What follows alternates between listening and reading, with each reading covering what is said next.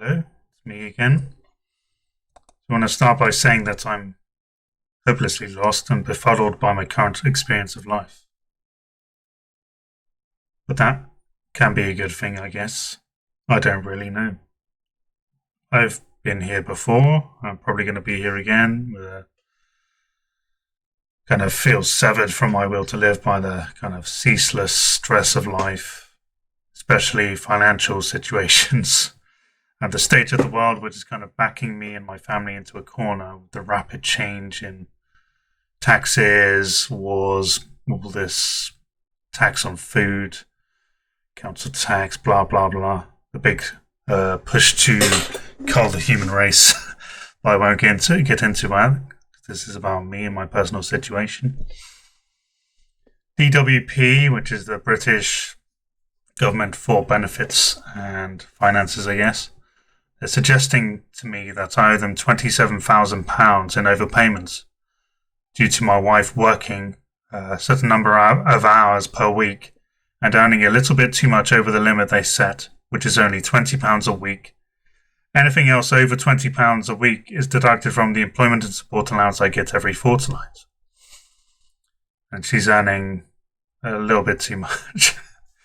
And she only started to work to supplement the ongoing costs from when I was diagnosed with terminal brain cancer, and the abundant increase in costs that my illness created due to my choice to lead a supremely healthy lifestyle in organic and more expensive foods, meats, supplementations, consultations, appointments, fuel, electricity, etc.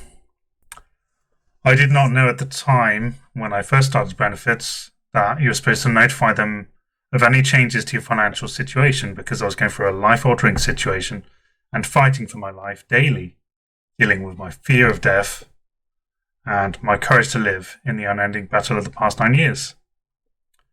To put it simply, I had a lot more important things on my mind than notifying the DWP of what was going on with my finances, because I'm just trying to live and survive. And that makes me irresponsible, I guess, and a fool. And it's all coming back to bite me on the foot, and maybe it is what I deserve. But I didn't know at the time, and my blind ignorance has now created one of the most stressful experiences of my life. Yes,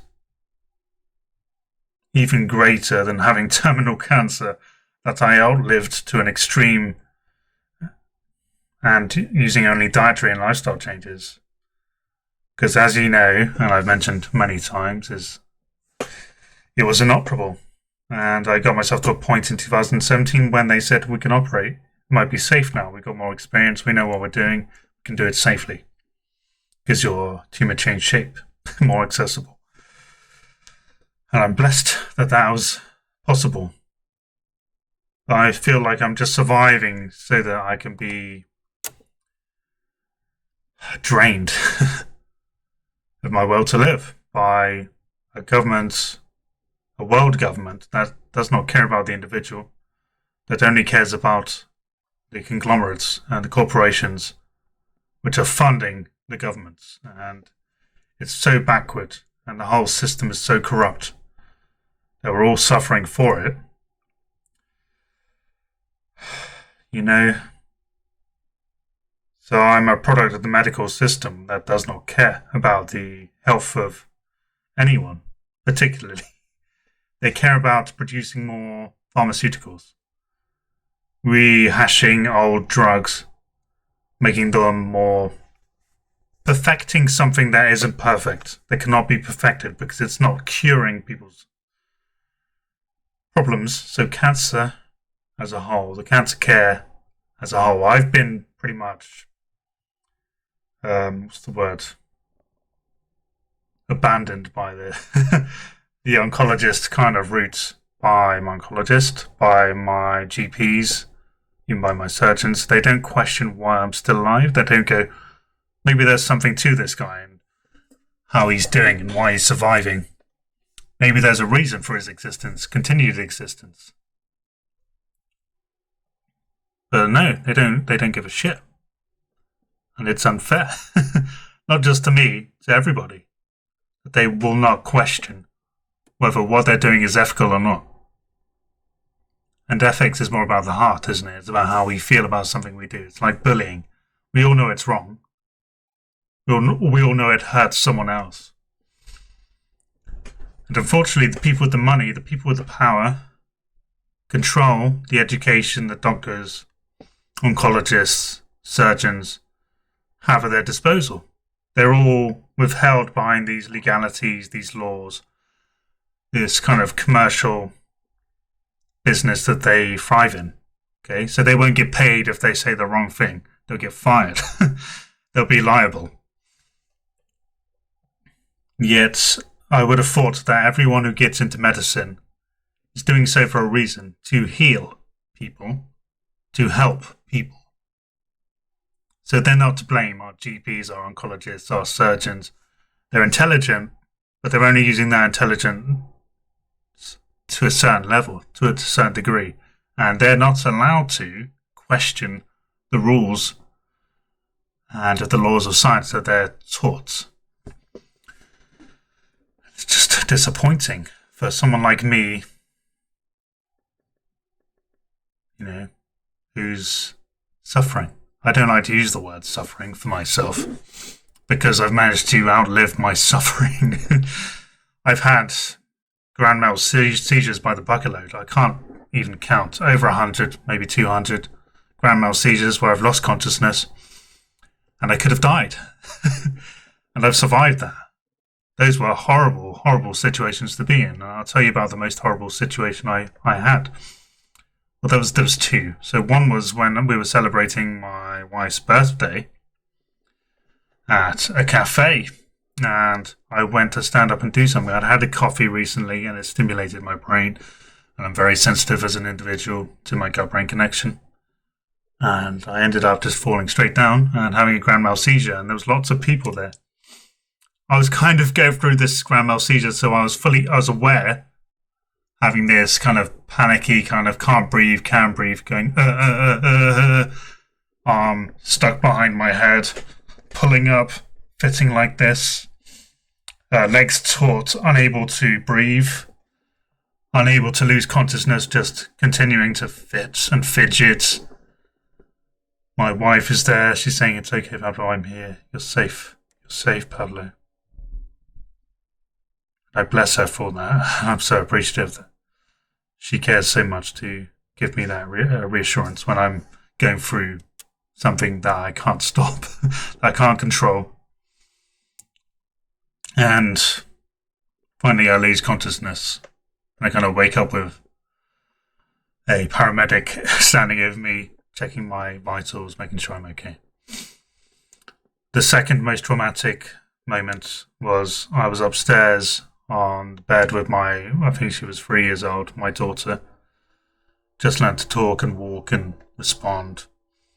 My wife has hearing aids because she's got a problem with her ears. And she couldn't hear. It's because I banged on the floor because I knew a seizure was coming. I tried to control it, control my breathing, slow it down, balancing myself. And so I ended up throwing myself on the bed and I had a grand mal seizure, but it kept on going and it kept on going. And my daughter was there saying, "Daddy, are you all right? Are you okay? Daddy, you okay? Daddy? Daddy? Daddy?" I'm there. I can see her, but I can't move. I'm stuck in this position with my arm. I've made my head doing this. She's crying. She's not crying. She's trying to say, "Daddy, are you okay?" I'm trying to say, yes, yes, I'm okay. But I can't say it. I can't reassure my daughter that I'm okay. I can't do anything. I'm sat there, laying there, having this seizure, trying to get a hold of my wife, and she can't hear. She cannot understand. She can't hear me downstairs. She can't hear my daughter saying, "Mummy." And then I lose consciousness. And then finally my wife comes upstairs and says, "Oh my God, you okay?" Because I've woken up. I can't move. I can't do anything. I pretty much my left side's gone a bit stupid. Doesn't work. Doesn't function. So, yeah. My life isn't perfect and it's not easy, and I've got all these things that I have to assure myself of every day, and that's that I can live. And there's these little symptoms, this pain in my head right now, the occasional loss of function in my hand, the fatigue I feel, the lack of movement in my jaw when I talk. I'm trying to counteract it, but you can see I'm weak. All these things are more important than fucking money. And yeah, I've got to worry about it. I've got to be concerned about it. And I've got to live my life thinking, where can I get my next source of income? So I do my consultations and I try and get myself out there. I can't afford to pay for advertising to get myself out there to a broader audience to gain more income. I'm limited by how much I can earn. So if I start earning money, and my wife, she wants to be self-employed. She doesn't want to be doing this job, milk delivery job, going out till 10 p.m. every night, taking the children to their grandma's so she can look after them because I'm not capable. She doesn't want to be doing that. She wants to set up her own business. I'm trying to set up my business. I'm trying to write a book, but I've got all these things that stop me, that limit me, especially the governmental rules, legislation, and lies. You can't earn this much money because if so, we're going to take away your council tax payments because I get that paid for me. Your housing benefit, so they're going to start taking that away from me. I just got another letter today stating that they want to see how much I owe them and take that back. So I owe 27 grand and probably a lot more to housing benefit. I'm in a position where they don't want me to get off the benefits. They want me to rely on that. They don't want me to have a choice. And yes, I know I have a choice. I've got to work hard for it. But I struggle because I'm so limited by my fucking illness. But it's not going to stop me. It just kind of gets me angry. It forces me to take a stance, to make a choice, to find a solution.